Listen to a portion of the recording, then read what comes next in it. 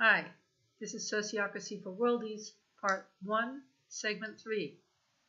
And in this segment, we're going to look more at the history of sociocracy in the three different phases. The first, as I mentioned in the previous video, was the way that Quakers held their meeting, so it had an ideological point of view. The second was developed in engineering and technology, so it has a scientific component.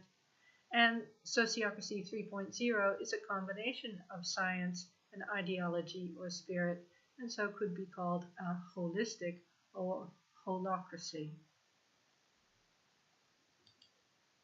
Now, the Quakers have an interesting role in social development in other areas as well.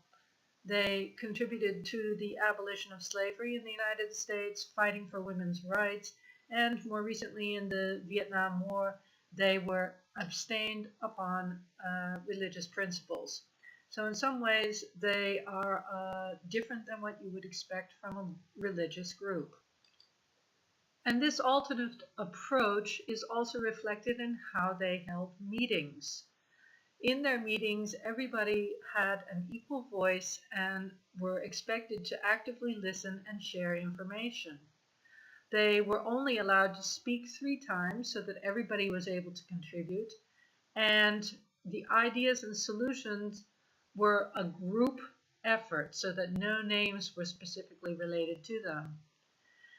Ideally, each issue would be resolved within the meetings and would be done so through discussion. And the facilitator would make sure that any concerns would be brought into the open and everybody could talk about what they felt was best. The whole group is responsible for each decision, and if there were any dissenters or people who didn't agree, their views were hopefully synthesized into the final outcome. So in other words, the Quaker used a consensus model in which everybody was able to contribute, that any disagreements were resolved through discussion, and that everybody held like responsibility for the decisions. Jumping then to the 20th century and the world of engineering, there were more difficulties there in resolving interpersonal conflicts within organizations. The Dutch engineer Gerard Edinburgh was frustrated by how this electrical and mechanical systems which he designed were able to work faultlessly, but any system for managing people, the people that he worked with, seemed to be unsuccessful. And he became interested in his study of cybernetics, how these systems were able to communicate within itself and self-regulate through a cause and effect loop. In other words, that information would be fed back into the system in order to be adjusted to fit the situation. So he developed the Sociocratic circle organization method, which was based on consent decision-making for policy decisions, which included electing people to roles and responsibilities. So this was all done on the basis of consent. The meetings were circle meetings, so different areas met together as a circle in which working groups met as equals in order to make their policy decisions.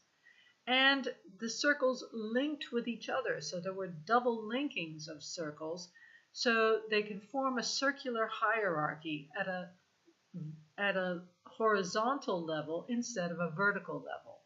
And that functioned as a feedback structure. So with these developments, sociocracy was already getting very close to its present form. In 1978, the Sociocratische Centrum Utrecht was created to promote the sociocratic method. In 1994, there was even a law passed in the Netherlands that sociocratic organizations did not have to have a workers' council.